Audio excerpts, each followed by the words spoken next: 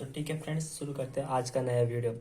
इससे पहले कि दो वीडियो में मैंने बताया था डेमो का मतलब नॉर्मल बारे में, चैप्टर के बारे में चैप्टर वाइज बताया था कि क्या क्या मैंने पढ़ा है, मतलब पार्ट के बारे में एक इंट्रोडक्शन दे दिया था। और आज हम थोड़ा इसका डेप्थ में चलते हैं, जल संसाधन वाटर रिसोर्स को समझते हैं कि आखिर में वाटर रिसोर्स है क्या, जल संसाधन है क्या। जो मैं पढ़ाने जा रहा हूँ कक्षा 10 ज्योग्राफी मतलब सोशल साइंस में ज्योग्राफी का 8वां चैप्टर एनसीईआरटी बुक से है। तो ठीक है दोस्तों, शुरू करते हैं एक छोटे से मोटिवेशन कोट के साथ। तो बता देता हूँ मैं आपको, छोटा सा है। मेहनत इतनी सफलता से करो, सॉरी, मेहनत इतनी खामोशी से करो कि सफलता शोर मचा दे। यानी कि फ्रेंड्स, हमें हमेशा खूब पढ़ाई करनी है, मन लगा के काम करना है, इतने शांतिपूर्वक करना है कि जिस दिन उसका रिजल्ट आए तो एकदम से वाह वाह हो जाए। तो ठीक है, फिर शुरू करते हैं हम वाटर रिसोर्स के बारे में। अब देखो, वाटर रिसोर्स जल संसाधन है क्या। तो देखो, सबसे पहले तो समझना है हमें संसाधन होते क्या है। तो संसाधन क्या होते हैं?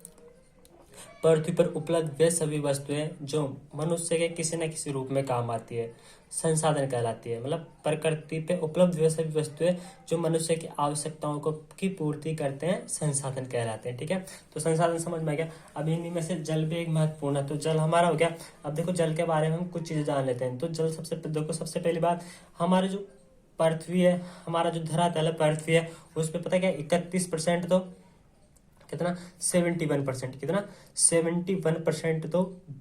71% तो जल है और 29% क्या है, स्थल भाग है। 71% तो जल है और 29% स्थल भाग है। इसके बाद में देखो, अब 29 स्थल भाग है। अब इसमें से भी देखो क्या है, 97%, जो 29% बचा, 29% स्थल है। ओ सॉरी, 71% जल में से देखो क्या है, 97 यानी कि 97% तो खा रहा है और 3% क्या है, सही है। ठीक है, और अब देखो जो 3% शुद्ध बचा है उसमें से भी एक 61% तो क्या है, हिम के जैसे बर्फ जमी हुई है, हिम है, बड़े बड़े ग्लेशियर्स है, वहां पे जमा हुआ है। और उसके बाद में थोड़ा बहुत बचता है, कितना 30%, वो जमीन के अंदर है। फिर उसके बाद में 1% है वो हमारे क्या है, पीने योग्य पानी, जिससे इंसान खेत सिंचाई भी करता है, अपनी दैनिक आवश्यकताओं की पूर्ति करता है उस बारे में। ठीक है, तो ये हमारा छोटा सा जल के बारे में एक इंट्रोडक्शन हो गया। इसके बाद में आगे चलते हैं, जल प्रबंधन। अब देखो, जल प्रबंधन क्यों आवश्यक है। तो देखो, जल प्रबंधन करना क्यों जरूरी है। जल प्रबंधन का देखो, एक बार जैसे बारिश होती है। अब बारिश में क्या होता है कि कई सारा जो पानी है, क्या होता है, बारिश में कई सारा पानी होता है, बेकार चला जाता है, इधर उधर बहने लगता है। तो वो क्या होता है, जो बारिश का पानी है वो इधर उधर बह जाता है। बारिश का पानी फालतू बहता है और जाके क्या कर रहा है, समुद्रों में जाके मिल जाता है। समुद्रों में जाके मिल जाता है और वहां जाके खारा हो जाता है। तो मनुष्य के किसी काम के लिए नहीं होता, मनुष्य के किसी काम के लिए नहीं होता। तो क्या करना है, इसके लिए क्या किया कि कुछ योजनाएं बनाई, बांध बनाए गए, कुछ जैसे जल संरक्षण मतलब ऐसी नई विधियां अपनाई गई जिससे क्या जल को इकट्ठा कर सके और जल को रोका जा सके, ताकि आने वाले समय में काम में आ सके। ठीक है, तो इसके लिए देखो, बहुत सारा पानी अपना यूं ही व्यर्थ चल जाता है, कुछ काम में नहीं आता। तो इसके लिए कई सारी योजनाएं बनाई गई, जैसे हमारी सेंटर गवर्नमेंट है, स्टेट गवर्नमेंट है। तो हमारी स्टेट गवर्नमेंट, सेंटर कई हमारी पंचवर्षीय योजना, इस तरह की योजनाएं चलाती है और हमारे यहाँ पे बांध बनाती है और भी बहुत कार्य करते हैं। तो इसमें से भी बांध एक महत्वपूर्ण है, छोटे छोटे। ठीक है, तो अब आज इसके बारे में पढ़ते हैं। जो हमारा वाटर मैनेजमेंट है, तो हमारे जो भारत सरकार ने कौन कौन से बड़े बांध बनाए गए, जिसे हम बहुउद्देशीय परियोजनाएं बोलते हैं। अब बहुउद्देशीय परियोजनाएं होती क्या है, देखो, बहुउद्देशीय परियोजनाएं होती है, बहुउद्देशीय परियोजनाएं होती है कि ऐसी योजना जो एक से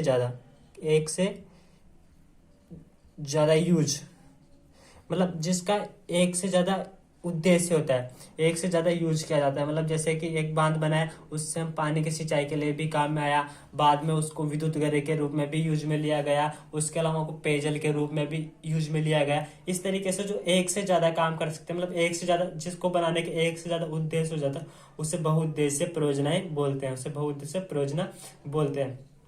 ठीक है, तो इन प्रोजेक्ट से होता क्या है कि हमारे जो आसपास के एरिया होते हैं जहां से वो निकाली जाती है, उनको पेयजल पानी मिलता है, सिंचाई के लिए पानी मिलता है और विद्युत के लिए हो जाता है। तो ऐसी बहुत सारी चीजें जिनसे हम मतलब यूज में आता है। ठीक है, तो हम आगे पढ़ते हैं। सबसे पहले समझते हैं हम, तो सबसे पहले जो योजना थी भारत मतलब हमारे भारत के अंदर सेंट्रल गवर्नमेंट द्वारा बनाई गई, वो थी हमारी भाखड़ा नागल परियोजना। कौन सी? भाखड़ा नांगल परियोजना। तो देखो ये वैसे भी भारत की सबसे बड़ी परियोजना है।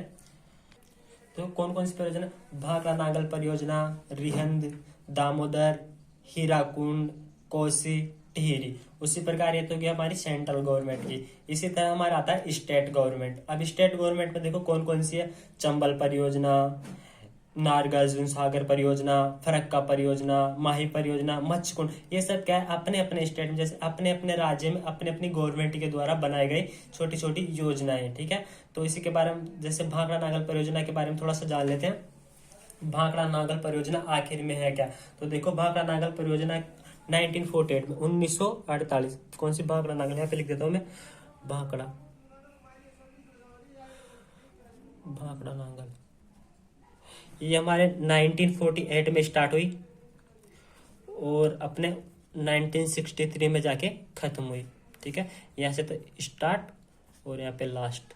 जो हमारी ये भाखड़ा नागल परियोजना है 1948 में तो स्टार्ट हुई और 1963 में जाके खत्म हुई। जो ये योजना बनाई गई थी वो कहाँ पे? सतलज नदी पर हिमाचल प्रदेश के बिलासपुर के निकट भाखड़ा बांध बनाया गया था। ठीक है, ठीक है। जो इनका मेन उद्देश्य था, जो इस योजना का, भाखड़ा नागल परियोजना का मेन जो उद्देश्य था वो यह था कि जो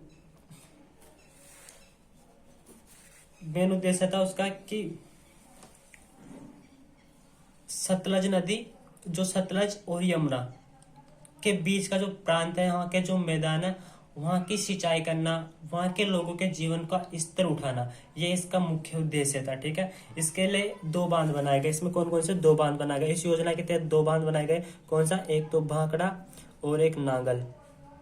भाखड़ा से जस्ट 13 किलोमीटर नीचे नांगल बांध बनाया गया। भाखड़ा वैसे भी भारत का क्या, एशिया का सबसे बड़ा बांध भी कहा जाता है। ठीक है, तो इसके बाद में, और उसके बाद में इसमें एक विद्युत ग्रह तो कौन सा था? भाखड़ा विद्युत ग्रह। ठीक है, उसके बाद में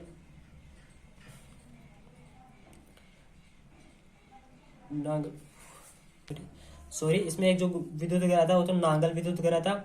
और उसके बाद में जो दूसरा बांध बनाया गया था कोटला तथा गंगवाल में, एक एक दोनों जगह बनाया, एक तो कोटला में और एक गंगवाल में 2 विद्युत घरों का निर्माण किया गया था इसी योजना के तहत। और जो ये योजना थी भाखड़ा नागल परियोजना, इसमें से बहुत सारी नहरें निकाली गई। तो देखो कौन कौन सी नहरें निकाली गई थी? भाखड़ा नहर, नांगल नहर, बिस्त दोआब, नखाना, ये सब चीज, ये नहरें इसमें से निकाली गई थी। ठीक है, तो हमारी होती है भाखड़ा नागल परियोजना। मैंने इसमें एक इम्पोर्टेंट लाइन भी लिखी है। ये जो भाखड़ा नागल परियोजना है ये हिमाचल प्रदेश में बिलासपुर के पास सतलज नदी पर बनाई गई है। ये पंजाब, हरियाणा और राजस्थान की संयुक्त परियोजना है। इसके बाद आती है हमारी दामोदर घाटी परियोजना। अब देखते हैं दामोदर घाटी परियोजना क्या है। दामोदर घाटी परियोजना ये पश्चिम बंगाल और झारखंड की एक संयुक्त परियोजना है जो 1948 में दामोदर नदी पर शुरू की गई थी। इस परियोजना का उद्देश्य इस घाटी के आर्थिक विकास को सुविधाजनक बनाकर पश्चिम बंगाल और झारखंड के लोगों के जीवन को बेहतर बनाना था। जो हमारी दामोदर घाटी परियोजना शुरू की गई थी तो इसका सबसे बड़ा उद्देश्य था वो क्या था कि जो यहाँ के लोग हैं, मतलब झारखंड और बंगाल के जो लोग हैं, यहाँ के निवासी हैं, उनके जीवन को उच्च बनाना था, उनके जीवन को बेहतर बनाना था। वहाँ पे पानी की ज्यादा समस्या हो रही थी, तो इसके माध्यम से उसके वहाँ के लोगों के जीवन को एकदम से बेटर तरीके से बनाना था। ये जो परियोजना है दामोदर घाटी परियोजना छोटा नागपुर के पठार के पूर्व की ओर बिहार व झारखंड में 290 किलोमीटर तथा पश्चिम बंगाल में 240 किलोमीटर बहकर हुगली नदी में गिरती है। ठीक है, दामोदर घाटी के बारे में ये दामोदर घाटी परियोजना थी। ठीक है, फिर इसके बाद में आती है हमारी हीराकुंड परियोजना। देखो हीराकुंड परियोजना है ये भी देखो प्रायद्वीप भारत की एक महत्वाकांक्षी परियोजना है और इसका निर्माण ओडिशा में महानदी पर किया गया। ये दुनिया का सबसे लंबा बांध है। देखो जो भाखड़ा नागल बांध है वो दुनिया का सबसे बड़ा बांध है और जो हीराकुंड परियोजना है ये दुनिया का सबसे बड़ा लंबा बांध है जो 4801 मीटर लंबा है, मतलब 4 किलोमीटर और 800 मीटर, मतलब 5 किलोमीटर ऑलमोस्ट लंबा, और 810 करोड़ क्यूबिक मीटर पानी तक का स्टोर कर सकता है। ठीक है, अब इसके बारे ये तो हमारे होगी सेंट्रल गवर्नमेंट द्वारा बनाए गए मुख्य परियोजना। ठीक है, अब इसके बाद भी कई सारी और परियोजनाएं जो हमारी स्टेट गवर्नमेंट के द्वारा बनाए गए। तो ठीक है, एक बार उनके बारे में जानते हैं। ये देखो स्टेट हमारे राजस्थान में बनाए गए बहुउद्देश्य परियोजना स्टेट गवर्नमेंट द्वारा, राजस्थान गवर्नमेंट द्वारा। तो कौन कौन सी थी?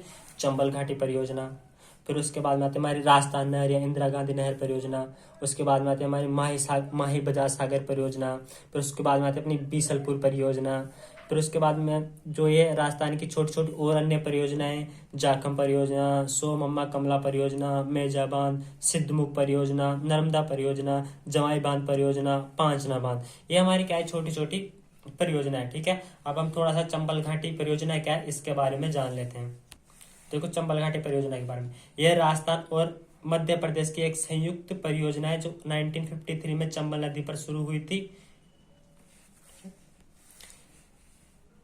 फिर इसके बाद में आता है हमारी इंदिरा गांधी नहर। इंदिरा गांधी नहर को राजस्थान नहर भी बोला जाता है। यह नहर हरि के बैराज पर निकाली गई और सतलज और रावी नदियों के संगम पर स्थित है। यह न केवल भारत में बल्कि एशिया में भी सबसे लंबी मानव निर्मित नहर है।